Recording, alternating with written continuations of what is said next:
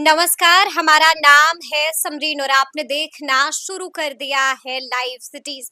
देखिए, बिहार विधानसभा चुनाव 2025 है फाइनल और आपको मालूम है कि बिहार में हो रहा उपचुनाव 2024 है सेमीफाइनल। तो ऐसे में बड़ा सवाल बना हुआ है कि आखिर कौन जीतेगा सेमीफाइनल का मैच।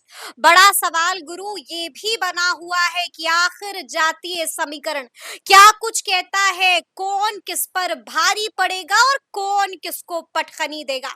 तो आज एक बार फिर से हम इन्हीं तमाम मुद्दों पर खरी खरी बातचीत करेंगे सीनियर जर्नलिस्ट रवि उपाध्याय जी से। सबसे पहले बहुत शुक्रिया बातचीत जी के लिए। आपको जी रवि जी, जैसा कि सबको पता है कि बिहार की 4 विधानसभा सीटों पर उपचुनाव होना है। एक एक करके हम चारों सीटों की चर्चा करेंगे, लेकिन शुरू करेंगे हम लोग बेलागंज सीट से। बेलागंज से कई तरह की खबरें आ रही हैं। क्या लगता है बेलागंज में कहीं खेल तो नहीं ना हो गया है? कहीं बेलागंज में इस बार लालटेन बुझ तो नहीं जाएगा रवि जी? नहीं, देखिए बेलागंज में अभी बुझने की स्थिति नहीं है। बेलागंज में विश्वनाथ यादव जो सुरेंद्र यादव के पुत्र हैं, वह रेस में हैं बने हुए। हम्म, लेकिन अब जो लड़ाई वहां पर दिखाई पड़ रही है कि जिस तरह से मोहम्मद अमजद बिल्कुल। जो जन सुराज के उम्मीदवार हैं और प्रशांत किशोर ने मोहम्मद अमजद को वहां पर खड़ा करके जो आरजेडी का जो कोर वोटर है एम भाई। एम वाई समीकरण, तो जी उसमें एम में डेंट करने की कवायद की है और यह देखा भी जा रहा है लोकसभा चुनाव के दरमियान से ही कि एम में डेंट हुआ है आरजेडी में।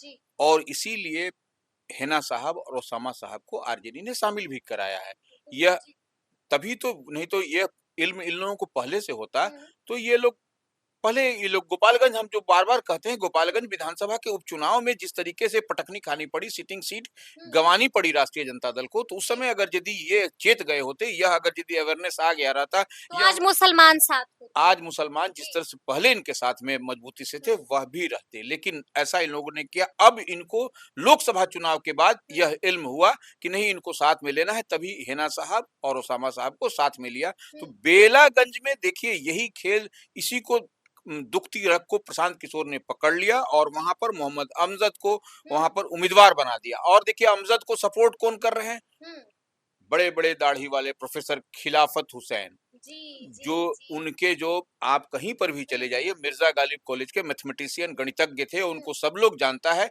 और सब उनसे पढ़े हुए हैं, तो उनको लोग गुरु जी का ही दर्जा देता है। तो बिल्कुल वह जी जी जनसुराज के ही हैं, वो पहले वही लड़ने वाले थे। हम्म, लेकिन लास्ट में जो चुनावी समीकरण में और कुछ साधा जाता है, हम्म, उसमें वह सधते हुए नहीं दिख रहे थे। बिल्कुल। सिर्फ गुरु जी ही होना एनफ नहीं जी होता है। जी जी इसलिए मोहम्मद अमजद पर दाव प्रशांत किशोर ने खेला है। तो वहां पर देखिए लड़ाई बहुत मजेदार दिखाई पड़ रही है। बेलागंज की लड़ाई काफी दिलचस्प है, काफी मजेदार हाँ, है। देखिए मनोरमा देवी, कौन आगे चल रहा है रवि जी? क्या खबर आ रही है? कौन आगे चल रहा है और कौन पिछड़ता हुआ दिखाई दे रहा है? देखिए जितनी उम्मीद थी जी कि विश्वनाथ यादव कुछ बड़ा करेंगे, हाँ सुरेंद्र हाँ यादव का किला है वो, हाँ। तो उस किला में तो वह अभी तक ये नहीं हो सकता है कि आगे, अभी चुनाव में समय है। ठीक है। अभी लोक आस्था का महापर्व छठ होगा, तो फिर देख उसके बाद सारे जो स्टार प्रचारक हैं सब दल के वहां पर कैंप करेंगे, उसके बाद फिर हम्म। उसको आप पढ़िएगा, तब समझ में आएगा। मनोरमा देवी ने भी माहौल बना दिया है। बिल्कुल, मनोरमा देवी ने माहौल जी, बनाया है।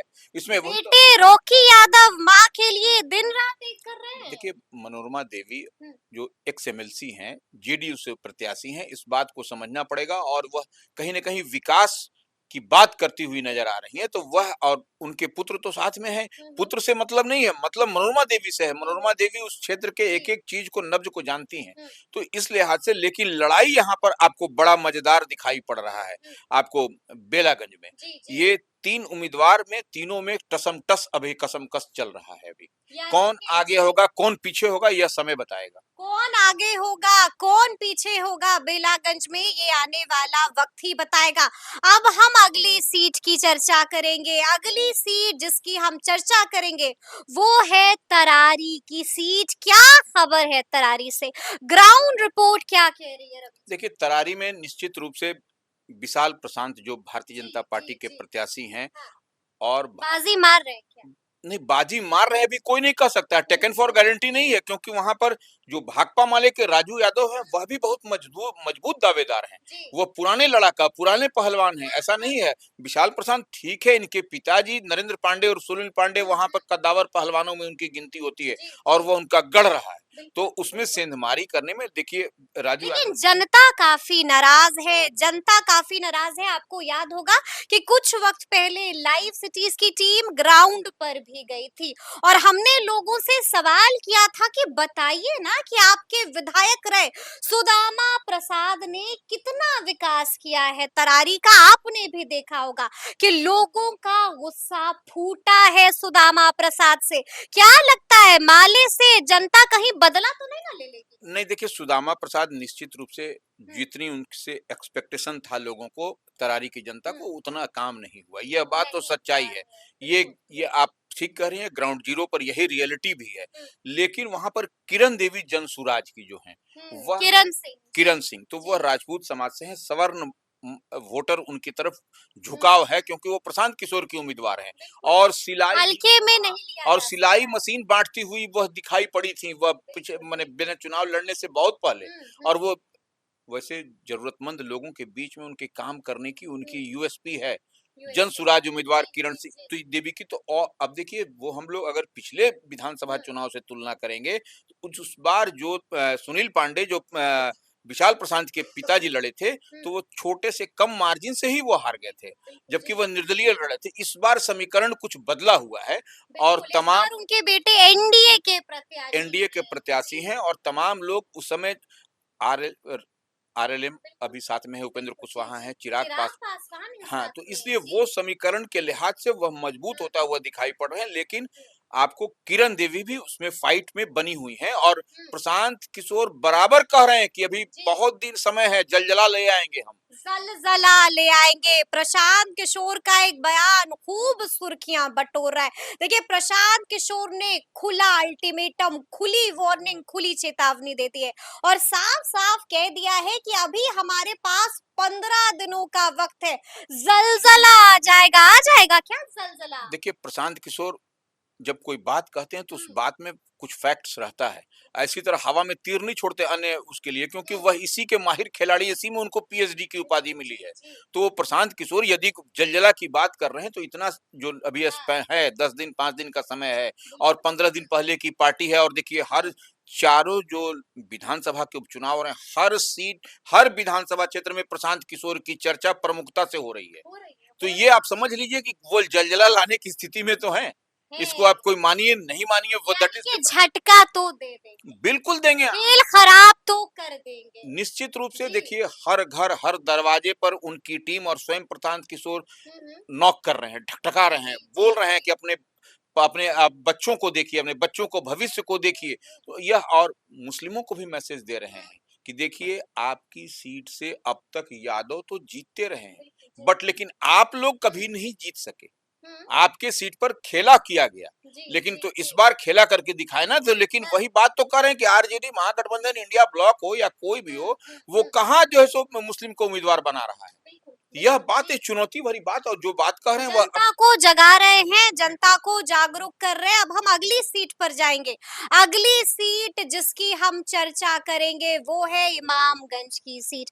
क्या लगता है इमामगंज में कौन किस पर भारी पड़ेगा रवि जी? देखिए इमामगंज में वीवीआईपी उम्मीदवार हैं। जी। वीवीआईपी उम्मीदवार इसलिए कह रहे हैं कि आप पूरी तरह से क्लियरिटी दीपा समझिए। मांझी की बात दीपा कर रहे हैं मांझी आप। हैं, हम की पूर्व एक्स चीफ मिनिस्टर की बहू पुत्रवधू हैं। हैं, और उनके पति जो है सो मंत्री हैं। हुँ, लेकिन वह जब टिकट देने की बारी आई तो परिवार को ही दिया गया। हुँ, यह लोगों में वहां पर अंदर खाने में चर्चा है चर्चा है। कि दूसरे कार्यकर्ता को, दूसरे लोगों को हुँ, जीतन राम मांझी या हिंदुस्तानी अवाम मोर्चा से न दे करके अपने ही परिवार को दिया गया। एक हुँ। परिवार, अपने वो केंद्र में मंत्री हैं, बेटा बिहार में मिनिस्टर है, और जब टिकट सेटल करो तो अपने ही परिवार को सेटल बिल्कुल, तो करो। ये जी, बात जी। कहीं न कहीं इमामगंज में इस बार सबके ज़हन में है। अच्छा। हाँ, तो ये कहीं न कहीं ये डैमेज होता हुआ दिखाई पड़ रहा है, और देखिए उनके सामने जी। जो मांझी हैं, हुँ, राजेश मांझी, रोशन कुमार मांझी हुँ, उर्फ राजेश मांझी, जो आरजेडी प्रत्याशी हैं, वह भी पुराने लड़ाका, पुराने पहलवान हैं। हुँ। इसलिए उनको हल्के में आप मत लीजिए, और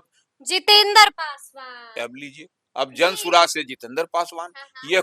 यह भी एक बड़ा फैक्टर है। बिल्कुल, यह बच्चों के डॉक्टर हैं, बार-बार कहते हैं बच्चों के डॉक्टर से इसी तरह लोगों को ज़्यादा सिम्पैथी होता है और वह रिमोट एरिया में दूर-दराज के इलाके में आपको जल्दी से जादव नहीं माने लेकिन डॉक्टर उनकी डिग्री पर भी सवाल खड़े हो गए देखिए थे। वो डिग्री पर सवाल खड़े आप करते रहिए, उससे कोई इसको फ़र्क नहीं पड़ता। वो दवा देते हैं, बच्चे स्वस्थ होते हैं, हुँ, बच्चों का इलाज होता है, जी। तो वो अब तक तो वहाँ के लोग नहीं डिग्री पर सवाल खड़ा हाँ, हाँ। करते थे, दवा तो वही देते थे जितेंद्र पासवान से ही। हुँ, तो अब देखिए यह सब तो चुनावी ये है कि डिग्री पर सवाल करिए तो उनके इस पर सवाल करिए, वह सब अलग चीज़ है। लेकिन उनका पेनिट्रेशन, उनकी पहुँच हर घर के हर 4 घर के बाद जितेंद्र पासवान को जानने वाले लोग हैं। ये क्या लगता है भारी कौन होगा यहाँ पर? देखिए यहाँ पर अभी कहना बहुत मुश्किल है। मुश्किल है। मुश्किल है लेकिन टसल जोरदार है। टसल जोरदार है। अब कितना जो है सो जितेंद्र पासवान वोट लेंगे हुँ, और राजेश मांझी क्या करेंगे? राजेश मा दीपा हाँ, मांझी क्या दीपा मांझी क्या करेंगी? करेंगी यह अब आपको 5 दिन के बाद आपको 4 दिन समझ जाइए, हाँ, हाँ। 4-5 दिन के बाद आपको पता चल सब जाएगा। कुछ क्लियर हो बिल्कुल, जाएगा। हम लोग वो लोग बताएँगे हम लोग। बताएँगे हम लोग। बिल्कुल। चलिए अब हम आखिरी सीट की चर्चा कर लेते हैं। आखिरी सीट जिसकी हम इस वीडियो में चर्चा करेंगे वो है वीवीआईपी सीट। वो है हाई प्रोफाइल सीट। जी हाँ, हम बात कर रहे हैं रामगढ़ की। रामगढ़ में क्या होगा? क्या जगदानंद सिंह का किला इस बार कोई और फतह कर लेगा? देखिए जगदानंद सिंह के बेटे को इस बार निश्चित रूप से कठिन दौर से गुजर रहे हैं वो। अजीत सिंह। अजीत कुमार सिंह क्योंकि देखिए हुँ, वो जो परिवारवाद की बात करते हैं और परिवार की बात तो सब लोगों को यही मिलता है कि बेटा एमपी, बिल्कुल। बेटा फिर जो है सो एक बेटा को एमएलए और रोटी खाएगा तो बेटा खाएगा, जनता की कहाँ याद आएगी? वही कह रहे हैं अपने प्रदेश अध्यक्ष तो यह तमाम चीज और आप बात करते हैं समाजवाद की, बिल्कुल। थ्योरी देते हैं सामाजिक न्याय की, हुँ, तो यह कौन सा न्याय है, कौन सा थ्योरी है, यही तो बात कर रही है, कौन सा बीपी मंडल ने बताया है कि ऐसा करो। तो जी। ये एक बड़ी बात है और निश्चित रूप से आपको वहां पर जो लड़ाई आपको दिखाई पड़ रही है, दो क्षत्रिय में लड़ाई है। बिल्कुल, अब जी। भारतीय जनता पार्टी से अशोक सिंह है, अशोक सिंह अजीत हैं, सिंह है। अजीत सिंह हैं, जी। उसके बाद से जन सुराज से वहां पर सुशील कुशवाहा हैं। ये कुशवाहा वोट जो काटेंगे या जो वोट लेंगे या किसका वोट लेंगे, या भारतीय जनता पार्टी एनडीए का ही वोट लेंगे। लॉ कुश कॉम्बिनेशन की बात हम लोग बार बार कहते हैं और वो और वहां पर एक और पहलवान है बहुजन समाजवादी पार्टी के सतीश यादव सतीश यादव जो हाँ हाथी पर सवार होकर बिल्कुल, आ रहे हैं। बिल्कुल और देखिए यह उत्तर प्रदेश से लगा हुआ इलाका है। हम इस बात को बार-बार कहते हैं और उत्तर प्रदेश से लगा हुआ इलाका होने के कारण यहाँ पर मायावती का इम्पैक्ट है। हुँ, और ये ऐसे भी सतीश यादव या मायावती को आप पहले भी आप देखिएगा उस लोकसभा क्षेत्र में बक्सर में या उस विधानसभा में जब-जब हुआ है तो अच्छा खासा माने बेहतर परफ़ॉर्म करते हुए नज़र आए हैं।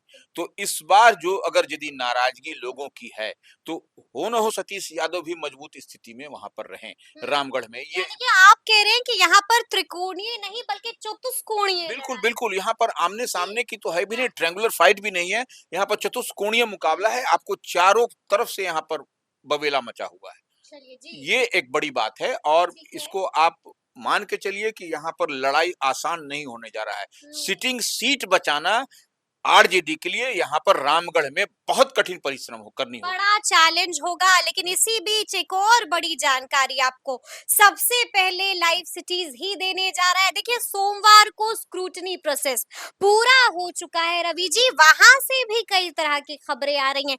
कईयों का नामांकन रद्द हो गया है, किस किस का नामांकन रद्द हो गया देखिए है? बेलागंज में 2 जी, लोगों का हुआ है।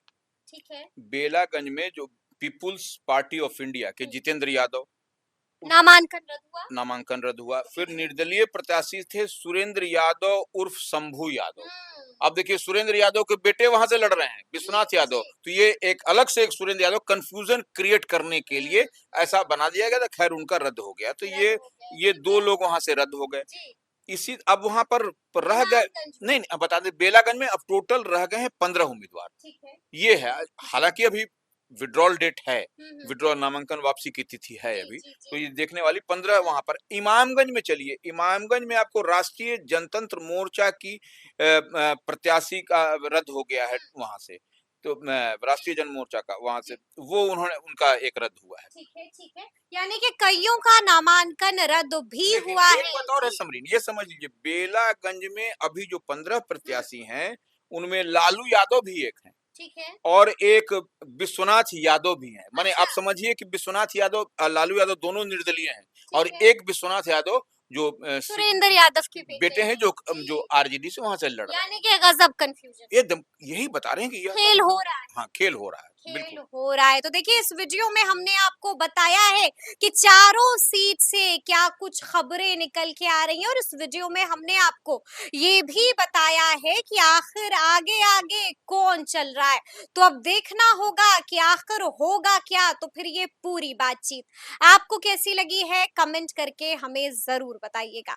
तो ऐसे तमाम अपडेट्स के लिए ऐसे ही हमारे साथ बने रहिएगा और देखते रहिएगा लाइव सिटीज। बहुत शुक्रिया।